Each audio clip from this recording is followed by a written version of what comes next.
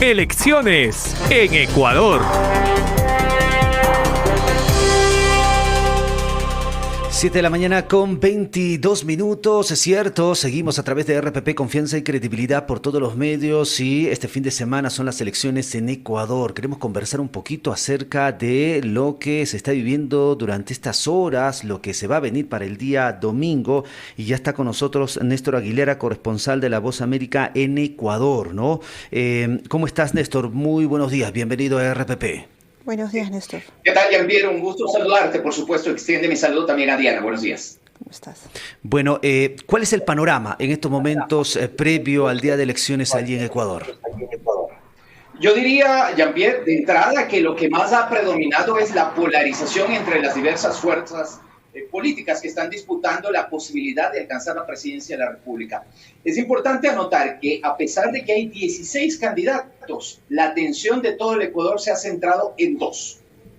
Por un lado, el actual presidente y candidato Daniel Noboa, por el otro, Luisa González, su rival, que es una política de izquierda y que está auspiciada por el Movimiento Revolución Ciudadana del expresidente Rafael Correa. Recordemos que los últimos gobiernos acá en el Ecuador, una vez que finalizó el periodo de mandato de Rafael Correa, es decir, Lenín Moreno, Guillermo Lasso, ahora Daniel Noboa, han sido más bien alineados hacia la derecha. Y de alguna manera, pues esto también ha generado que la izquierda nuevamente se ponga, digamos, en la atención de buena parte de la población. Vamos a ver qué pasa el día domingo.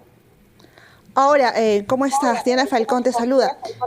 La pregunta que nos hacemos es, ¿cómo queda el actual presidente Daniel Noboa? Hay cuestionamientos porque finalmente no le termina cediendo la presidencia a la vicepresidenta elegida por voto popular en Ecuador, y él ha continuado con la campaña. ¿Esto es un procedimiento legal?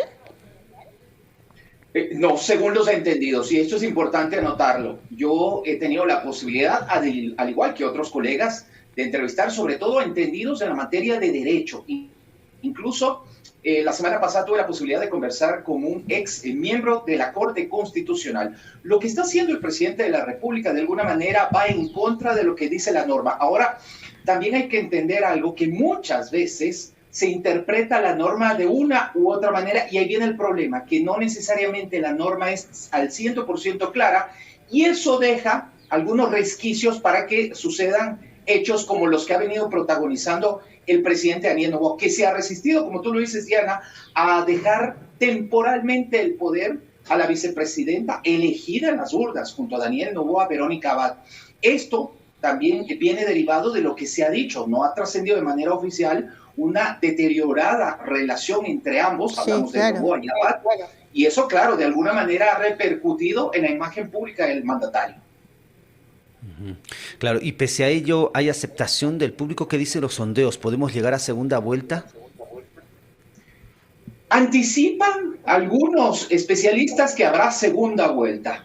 El día de ayer tuve la posibilidad de conversar con una persona muy cercana a la campaña, por ejemplo, de Luisa González. Ellos incluso son optimistas y creen que podrían alcanzar este primer y ansiado lugar en la votación del día de mañana. No obstante, el presidente Daniel Noboa también a través de las redes sociales ha venido diciendo que es él quien va a ganar la elección. Se ha dicho lo mismo, hay campaña, y esto también es importante anotarlo, hay campaña sucia de lado y lado, hay difusión de encuestas a través de las redes sociales, porque es importante decirlo, no están permitidas las encuestas en cuanto tiene que ver a la divulgación a través de medios tradicionales, y esto, claro, de alguna manera genera una suerte de guerra de nervios en redes sociales, pero lo que sí está claro, y por lo menos respondiendo a la pregunta, es que habría una segunda vuelta y estaría protagonizada por Daniel Noboa y Luisa González.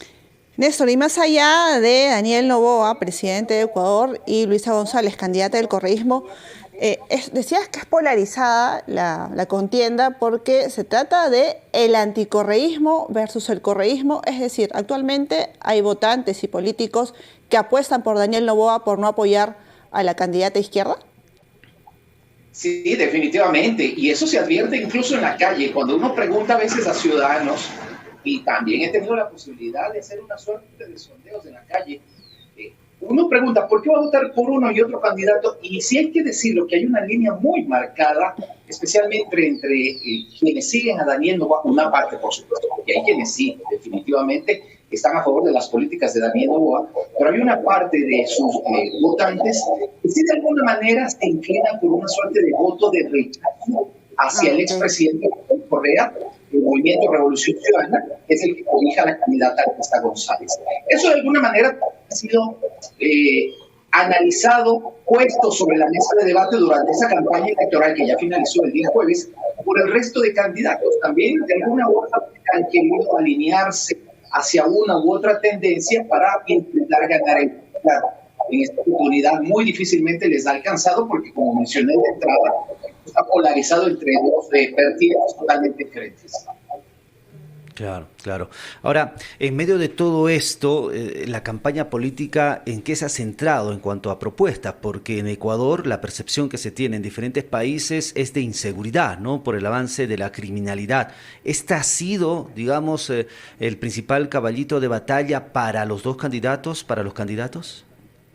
Sí, definitivamente, y hay que decirlo, este es el principal tema que atraviesa el Ecuador en el actual momento. No hay que dejar de lado, por ejemplo, la economía y la falta de empleo que vive el ecuatoriano hoy en día, pero hay que decirlo, el tema de la seguridad es el más complejo. ¿Y por qué? Por el número de muertes violentas, que si bien es cierto, no han alcanzado los niveles de 2023.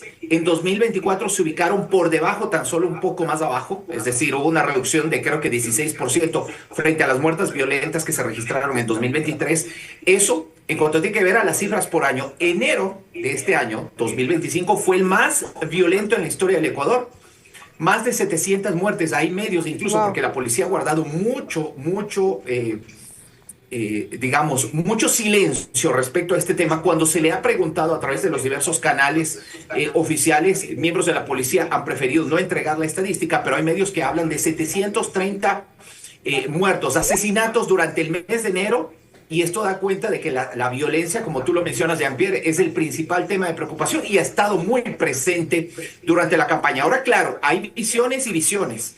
Por un lado, la candidata Luisa González se ha centrado en que es necesario darle un toque mucho más social, atender a la educación, atender a sectores como la salud, la generación de empleo, etcétera, etcétera. Por el otro lado, Daniel Noboa se muestra como un candidato de mano dura que ha tenido como principal elemento en su discurso durante los últimos meses el tema del conflicto contra las bandas criminales. Recordemos también que desde hace un año y un poco más el Ecuador se encuentra enfrentando un conflicto armado interno decretado por el propio Daniel Noboa. Pero cuestionado también por un accionar militar que involucró a menores de edad en Ecuador.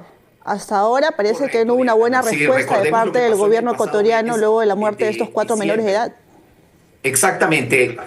Miembros de las Fuerzas Armadas durante una operación que se realizó a mediados de diciembre están involucrados 16 muy puntualmente en la desaparición y posterior asesinato de 4 menores de edad. Este caso generó conmoción en la opinión pública y de alguna manera también hay que decirlo, el gobierno de Daniel Noboa ha intentado bajarle el perfil durante las últimas semanas. Sin embargo, fue el principal tema de debate y de discusión de todos los ecuatorianos cuando ya finalizaba el año, considerando que se hizo oficial el hallazgo de los cuerpos o la identificación de los cuerpos, porque ellos habían sido encontrados, los cuerpos habían sido encontrados unos días antes, pero finalmente el último día del 2024 fue cuando se hizo oficial el anuncio de que correspondían esos cuerpos a los 4 menores que desaparecieron. Hay evidencias de cámaras de seguridad que dan cuenta de que miembros de las Fuerzas Armadas los capturaron durante una operación de rutina en la ciudad de Guayaquil.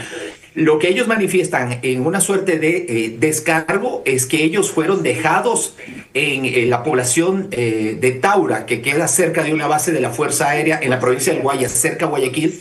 Sin embargo, hay sospechas de que ellos los pudieron haber entregado también a bandas criminales y este es un tema que todavía se está dilucidando en la justicia del Ecuador. Totalmente, totalmente. Bien, Néstor, una última duda. De haber segunda vuelta según estas tendencias, ¿cuándo sería esta? No sé qué plazo se maneja. ¿Cómo no? La segunda vuelta está programada para el próximo mes de abril. Este rato se me escapa la fecha exacta en la memoria, pero todavía tendremos algunas semanas en las que nuevamente habrá campaña electoral y habrá todo este juego de que yo hablaba al inicio de mi intervención. Es cierto, es muy probable la segunda vuelta. Y entre los candidatos, Daniel Noboa y la correísta Luisa González. Néstor, muchas gracias por toda la información desde Ecuador. Siempre es un placer, Diana y Jean-Pierre. Buenos días.